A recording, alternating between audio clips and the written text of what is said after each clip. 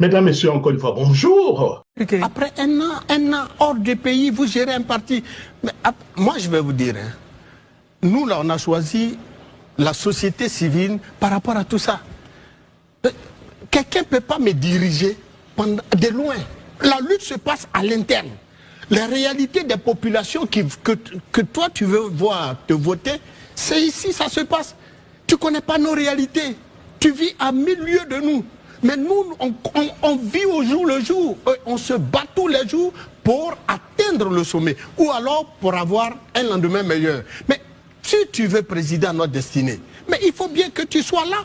Même si tu as des dissidents, tu as des gens qui contestent. Mais Laurent Gbagbo, il a connu ces contestations avec le RPI à l'époque. Mais ça ne l'a pas empêché de continuer son chemin. Alassane Dramane Ouattara, président de la République de Côte d'Ivoire aujourd'hui, M. Ouattara, mais quelle contestation il n'a-t-il pas connue dans sa vie politique? Mais aujourd'hui, il a la tête du pouvoir d'État. Même le président Feu Gueye, qui a connu l'exercice du pouvoir en un laps de temps, mais lui-même a connu des contestations. Mais ce n'est pas ces contestations qui devraient, en principe, emmener un leader charismatique de la trempe des Tidiane à fuir ses militants sous prétexte que... Non, pas fuir les militants, il ne faut pas dire ça. Permettez-moi l'expression. On va retirer le mot, pas fuir. Je retire effectivement le mot. C'était pas ce que ma pensée voulait dire. J'ai bien compris. À se tenir loin, effectivement, de ces militants, parce que tout simplement, l'on veut nous faire croire qu'il y a une épée de Damoclès qui plane sur sa tête. Aucune épée de Damoclès. D'ailleurs, quand on veut faire de la politique, on doit avoir d'abord du courage. Comme quand on veut faire du syndicalisme, comme quand on veut diriger des organisations qui défendent les intérêts des autres. Quand nous là, on a même été emprisonnés, on a connu des arrestations. Mais on a assis encore, on continue de dénoncer. Laurent Gbagbo, il a fait la prison combien de fois? Jusqu'à la prison internationale, son nom est connu au plan mondial. Et alors Après avoir donc écouté donc, le journaliste Komwe de Live TV, mais il est très fâché.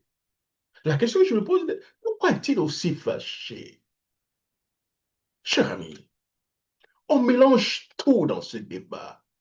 On ne mélange tout dans cette politique ivoirienne. Et parfois, nous posons la question réellement, quel est le rôle du journaliste?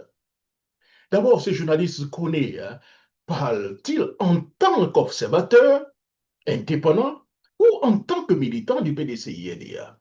La question mérite d'être posée. Vous ne voyez pas ça comme ça, cher ami? Était-il aussi indigné lorsque le nom d'Itiam a été retiré de manière contestée et arbitraire sur la liste électorale? Lorsqu'on lui a contesté sa nationalité, à ce moment-là, où était-il? Était-il aussi indigné? Était-il aussi fâché comme un gorille fâché? Quel est donc l'enjeu politique qui imposerait donc aujourd'hui un retour immédiat donc des tiers? Faire de la politique ne signifie pas forcément, oui, j'allais dire, s'exposer à la prison.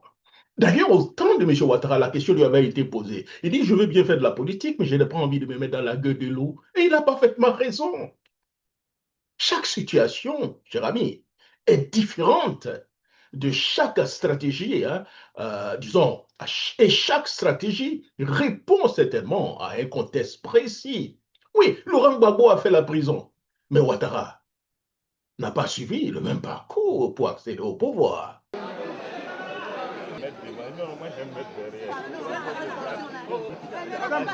Madame, alors comment ça va?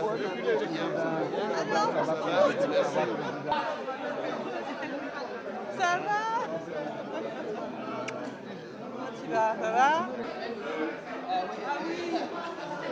C'est avec beaucoup d'amour que je reviens sur le sol de mon pays pour participer donc au processus politique, pour participer à la réconciliation et pour dire aux uns et aux autres que le plus important doit être la préparation des élections. Comparer donc des contextes différents ne constitue pas pour moi un argument.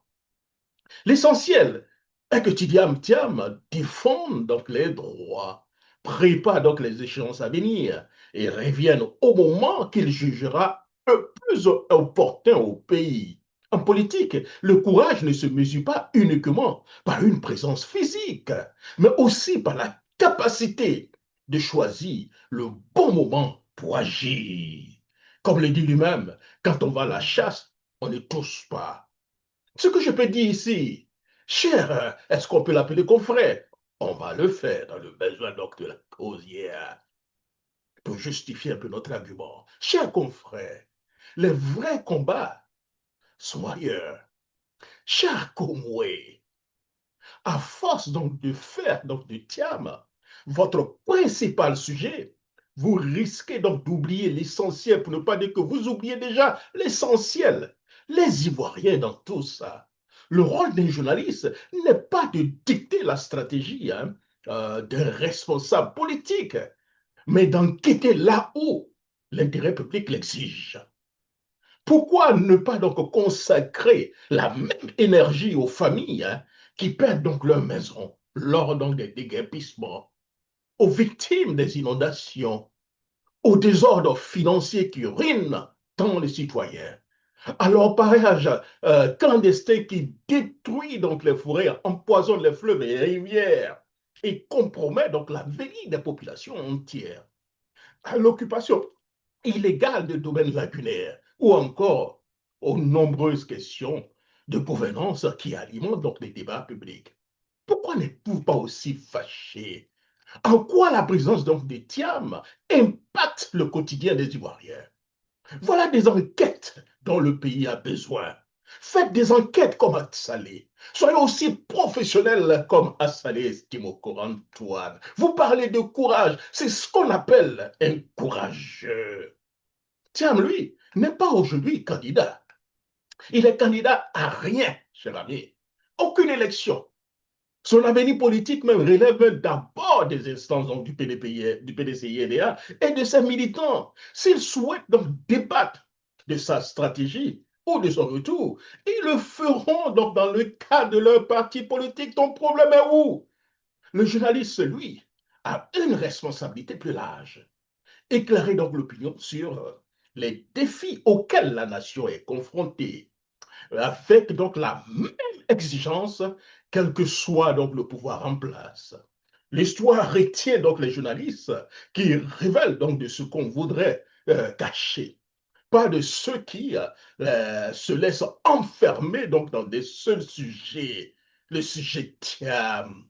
Thiam est devenu certainement euh, le produit d'appel de votre émission. Thiam, Thiam, Thiam, Thiam. Et puis après,